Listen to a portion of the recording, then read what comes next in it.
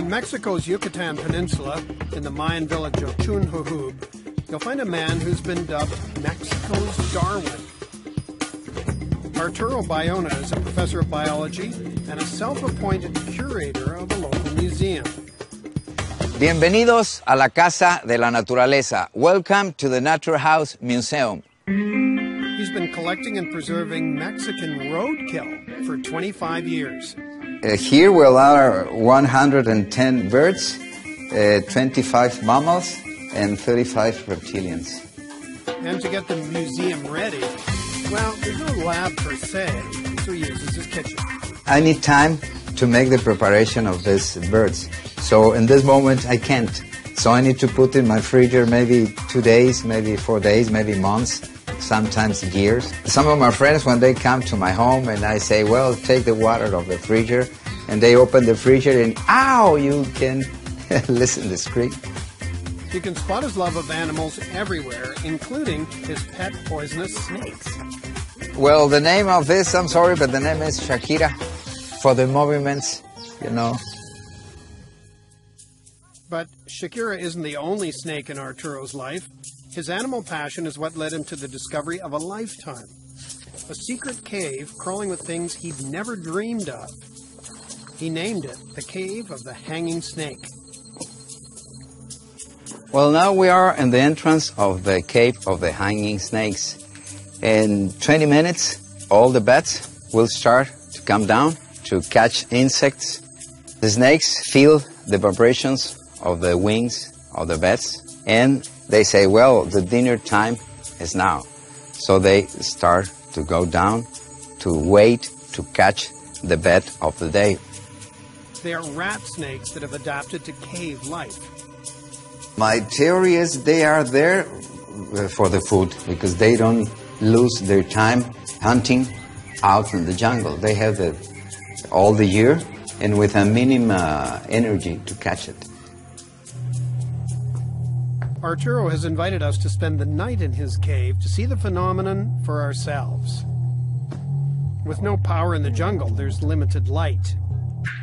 And this ecosystem depends on darkness, so we have to use special red lights and night vision cameras. And then we wait. We have more or less 1 million of bats in this cave of 6 different species. Some of these species go to take wild fruits in the night, and the another part go to the lake to catch insects. Suddenly it begins. Thousands of bats heading out to hunt, while in dark holes, something else is hunting them. Soon snakes slither to find the perfect spot to feel the vibrations of the bats, waiting for the precise second to attack.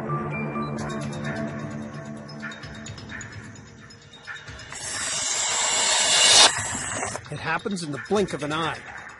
It misses this time, but it only takes a second before it has a bat in its jaws.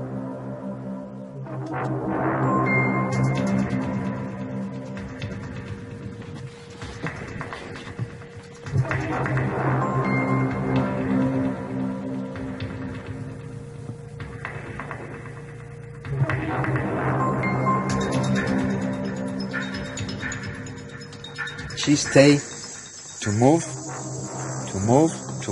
and with the mouth start to break the bones. She need to wait maybe 20 minutes with all the process. And when the bones are like this, crash, they start to go all, but the deformation and the throat is amazing. It's like elastic here, this part of the throat, because if not, it will be impossible to take the bat. That is the reason that I put the name of the hanging snakes, because the snakes need to hang, because this movement is the accommodation of prey. It's a meal that will last her for a week.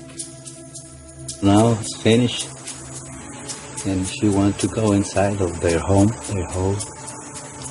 But it's impossible because you can see the big trough.